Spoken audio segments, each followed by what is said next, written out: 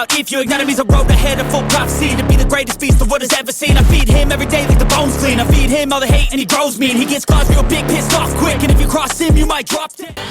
I've been trying to fight the demons in my mind.